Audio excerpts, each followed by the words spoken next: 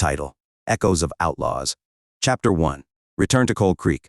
In the wake of Sheriff Turner's fall, Coal Creek breathed anew. Crops were once again swaying under the tender caresses of the wind. The water tickled the roots and whispered songs of growth. But with prosperity comes the greed and eyes of envy. Not all enjoyed the outlaws' victory. As word of Casey James and his companions' deeds continued to spread, so too did it reach the ears of those who would seek to carve their legacy with steel and blood.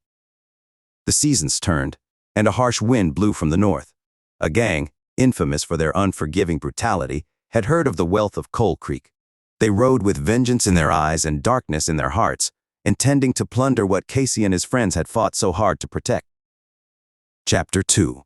The Drawing of New Guns. When news of the impending threat reached Casey, he knew that the peace they had fought for was no more than a fleeting shadow. Coal Creek was strong, but against a tide of relentless foes, strength needed to be matched with vigilance and power. He slid his hat back onto his head with a determined tilt.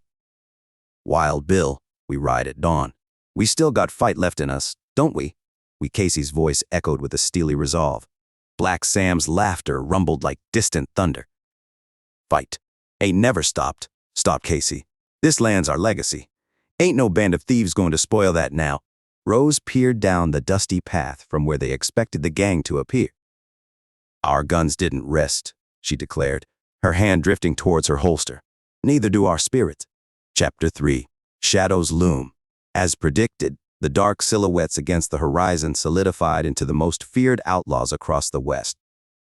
Led by a ruthless bandit known only as his Crimson Jack, whose scarlet cloak whispered tales of bloodshed, they arrived with the dusk, the night's accomplice to their malice. They underestimated Casey and his crew, expecting scattered resistance. What they found was an iron spine and a waiting graveyard. Gunfights lit the night like morbid fireworks, the shadows dancing with each muzzle flash.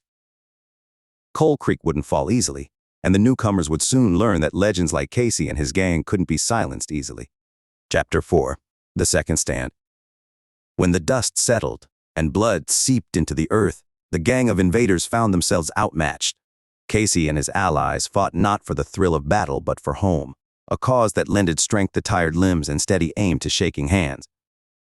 Rose proved to be the whispering death once more, her eyes catching the silver moonlight as she dispensed justice. Black Sam's laughter echoed amidst the gunshots, unwavering and full of fury. And Wild Bill, fast and precise, was the artist painting the landscape with retribution. Crimson Jack, his cloak now as red as his namesake, lay defeated, his eyes wide with disbelief. He hadn't believed the stories. He hadn't believed in the legend of Coal Creek's protectors, and it was his last mistake to remedy.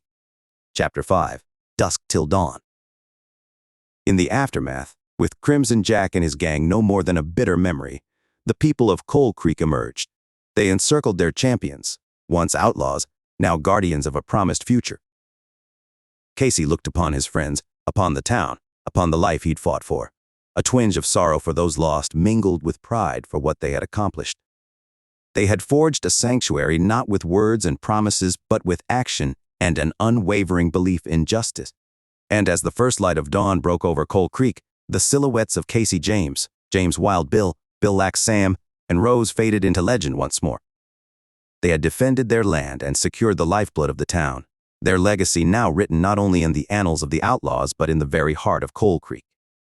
They were the echoes of outlaws, sounding across the plains, a reminder that sometimes out of the lawless comes the law, and out of the darkness comes light enduring.